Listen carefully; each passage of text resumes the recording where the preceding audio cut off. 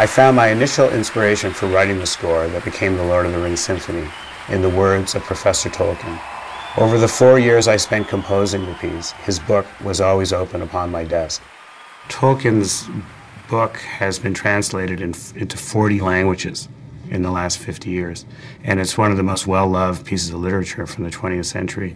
So wherever you travel, there's people who are interested in Tolkien, and of course now interested in Peter Jackson's films and in our work, and so there's a real emotional attachment to it because we love the book so much, and the people that are performing I feel, are also connected to it, and the audience hopefully as well.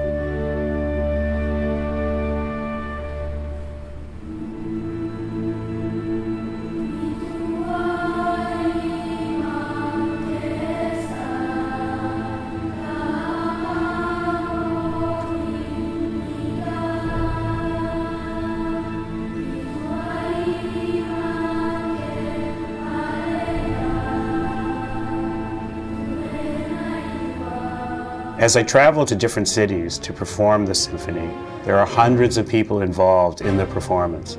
The concerts become cultural events. In Montreal, there are over 200 performers on stage.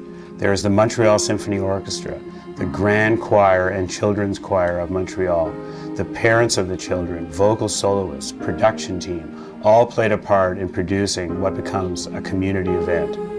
The excitement of the performers and audience creates an energy that translates into the performance.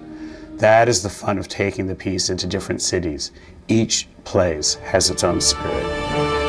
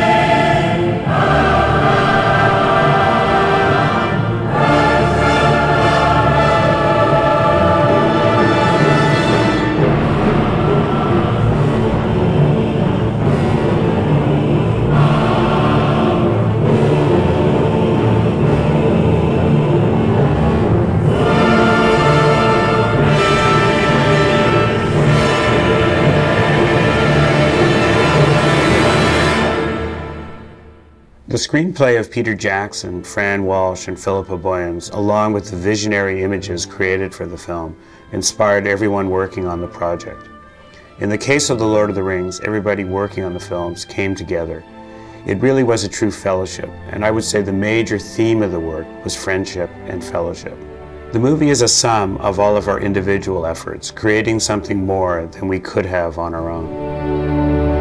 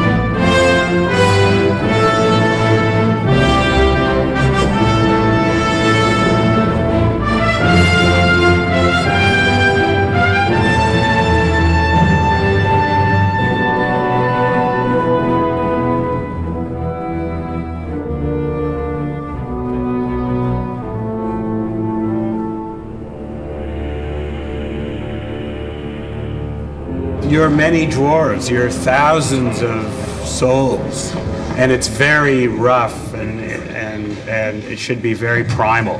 And then on Monday, it just needs to be very aggressive.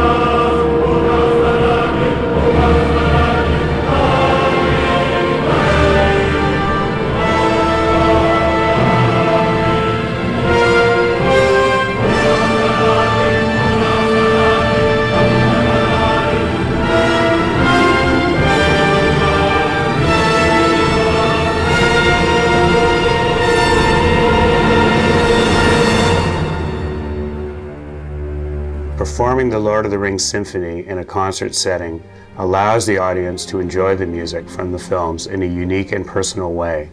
When I'm on stage, I can feel the energy and connection the audience and performers have to the music, which is both inspiring and rewarding.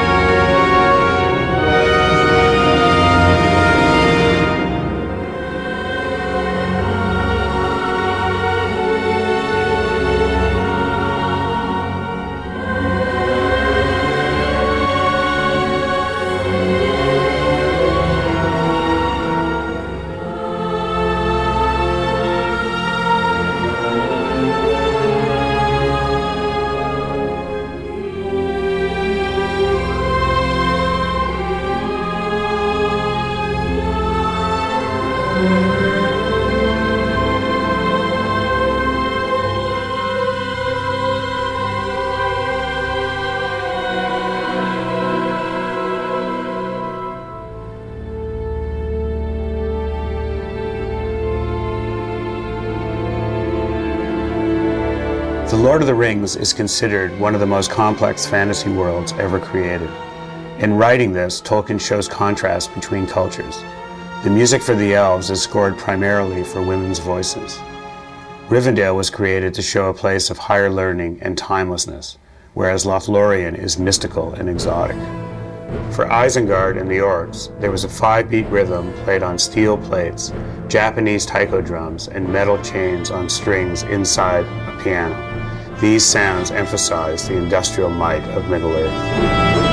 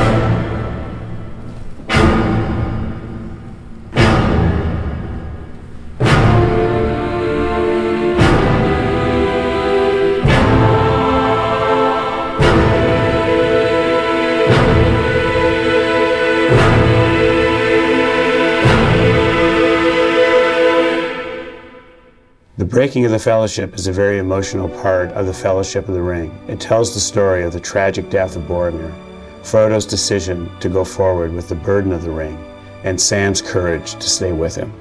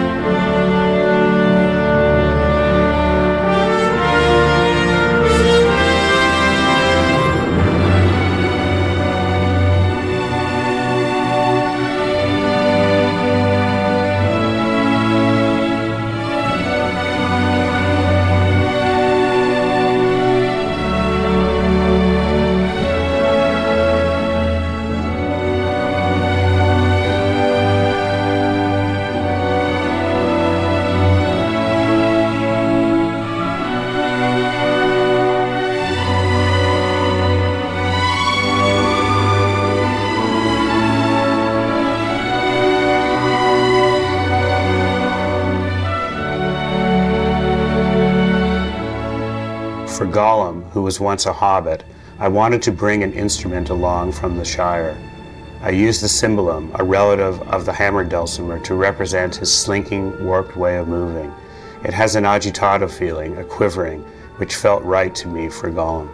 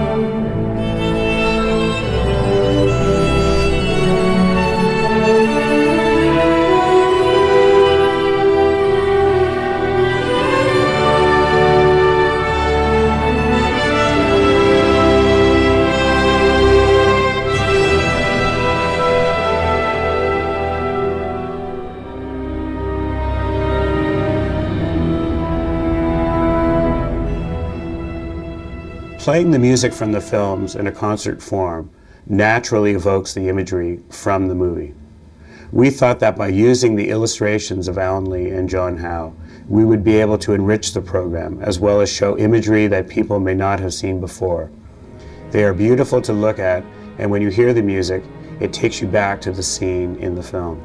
Alan and John are both great Tolkien illustrators, and they created the beginning of the design for The Lord of the Rings.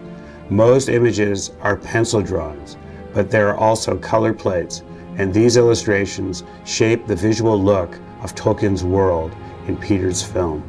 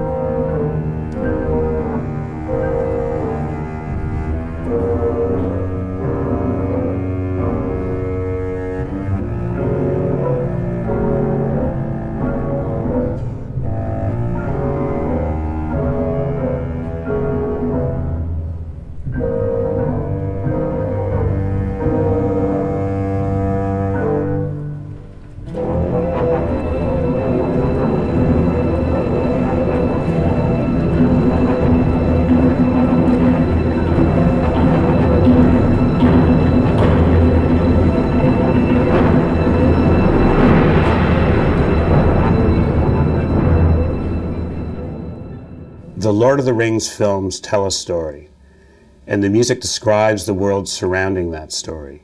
Themes absorb cultural details, imply dramatic connections, and reflect the development of the story's characters and ideas. There are almost as many themes as there are such elements. Over 50 leitmotifs are used in the piece. The History of the Ring theme, just one of several melodies assigned to the ring, forms the first notes of the symphony and could be said to be the central theme of the entire score. It rises and falls in a breath-like pattern to give the ring a sense of consciousness and purpose. Themes interweave and develop throughout the symphony, existing in a constant state of flux. The Bold Fellowship theme is first heard in its entirety when the 9 heroes are assembled at Rivendell. It fragments as the Fellowship is broken, then is gradually remade as the story proceeds towards its conclusion.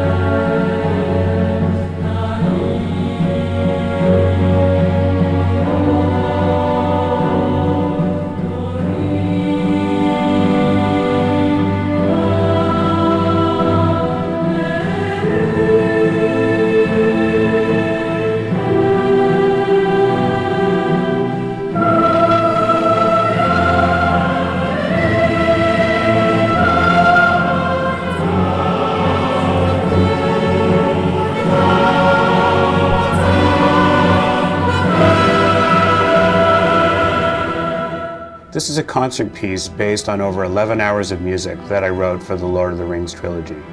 John Mount-Jerry and I took the composition from the piece and edited it into a 2-hour symphony. It was actually quite heartbreaking leaving out certain things, but we knew that we had to. Our goal was to tell the story in a narrative way.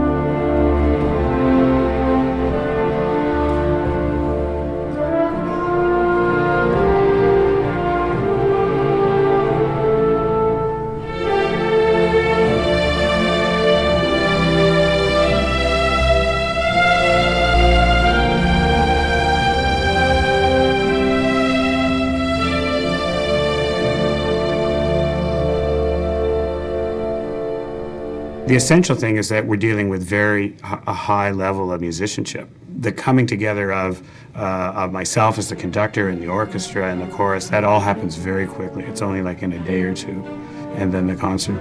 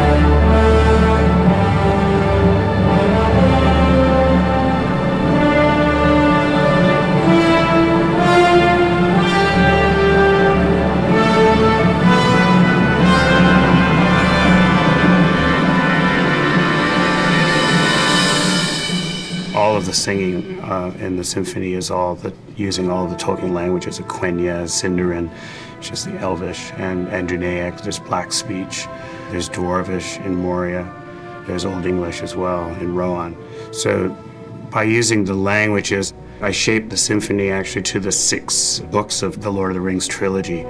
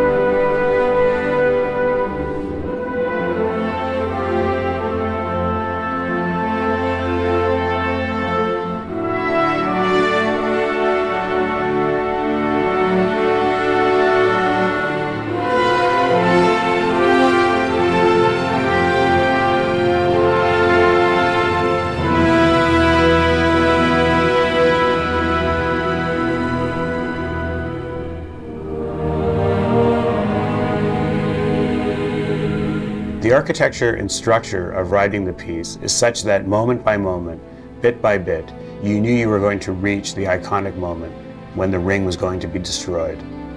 You could not worry about getting to this moment, however. You had to just work on the pieces of film that led you to Mount Doom, much like the journey of Frodo and Sam.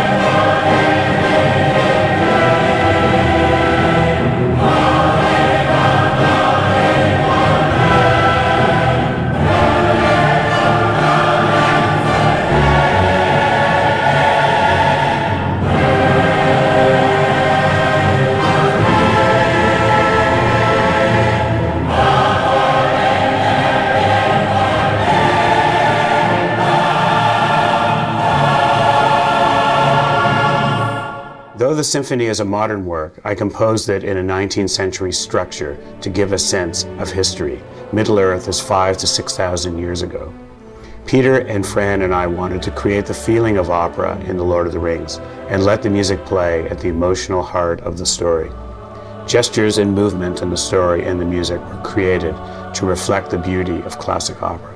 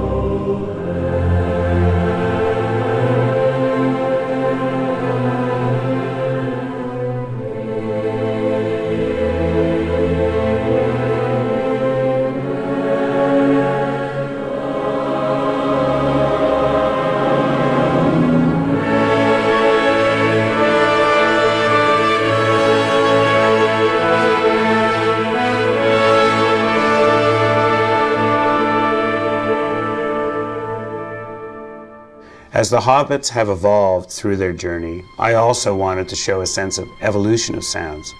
For instance, the tin whistle, which represented the hobbits at the beginning of the story, becomes the sound of the flute as they return to the Shire in The Return of the King.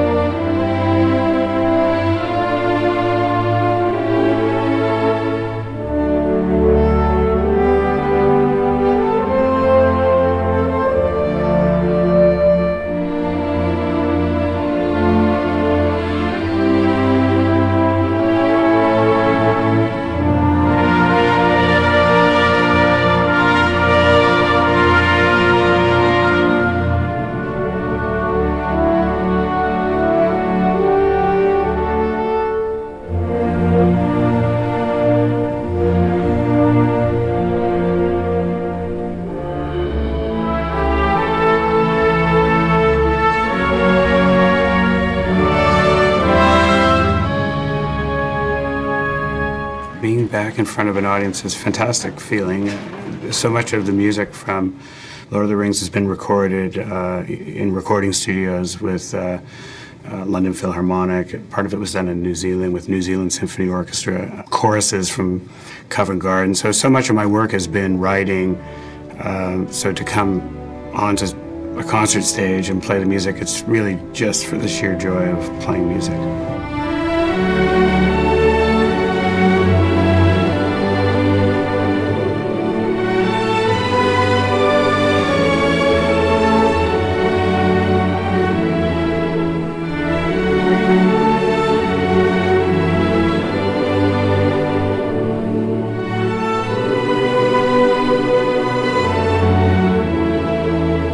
Returning to the Shire is a central element of the story in The Lord of the Rings.